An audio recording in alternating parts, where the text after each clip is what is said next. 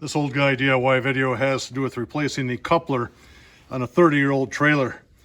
So a couple of months ago I was using the trailer and it actually popped up and whacked the back of my truck.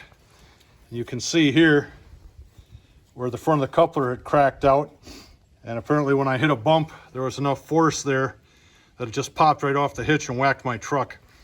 So the mission today is to get this coupler off and put this coupler on. So I bought that coupler for a whopping 15 bucks at Harbor Freight. When I look at the one that's here, it appears that it was held on with a weld here and a weld here, a weld up on top, this handle member, and a weld right here and a weld right there. So I believe I have 5 welds that I have to break to get this coupler off, and then I have to cut this handle off. The tool I'm going to use first is this Milwaukee grinder with a cutoff wheel, and if that's unsuccessful, then I'll come in here with a drill or I'll use a hole saw. I'm not yet sure which technique to use. I'm going to start grinding. If I make good progress, I'll continue that process. If not, I'll switch gears. Initially, I was cutting down here and I wasn't making a lot of progress. Started where the 2 areas of weld were. Then I came up here and just thought I'd make a cut out towards the tongue. Putting this thing in there and whacking it with a hammer. And it's starting to split open. So I'll keep going. So beating on the wrecking bar is opening that thing up pretty well. You can see the welds are still intact.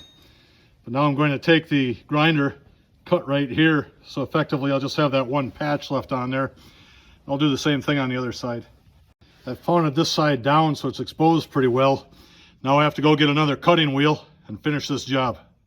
After messing with this side and starting with those welds, I decided to just cut the end off so I could see everything.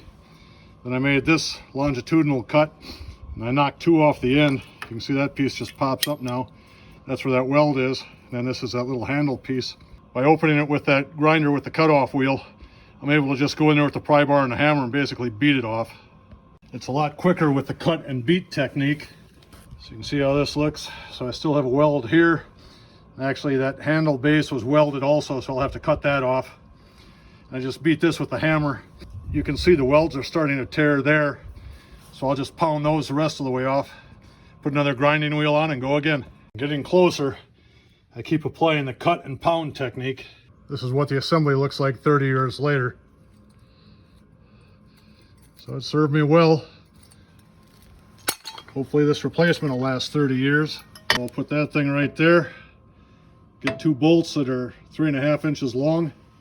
I'll drill 2 1/2-inch holes here. Mount it up. Repair the wiring that you may have noticed was torn up.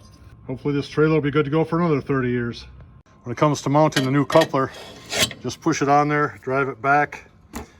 Found the center. I'm using this step drill. I'll drill this side out, stick the bolt in here, then I'll go to the other side and I'll drill this side, then I'll run the bolt through. The step drill makes pretty short work of a 1/2-inch hole, so I have the first one in. This thing's nice and tight. Now I'll drill this front hole on both sides. 2 hours and 5 cutting wheels later, we have a new hitch on here. This thing previously took a 1 7/8 ball. I put a 2-inch coupler on there now.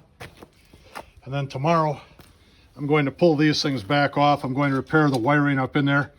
And then I'm going to put a nylock nut here behind the regular nut. So that thing will be easy to remove, but it will never fall off in the course of its life.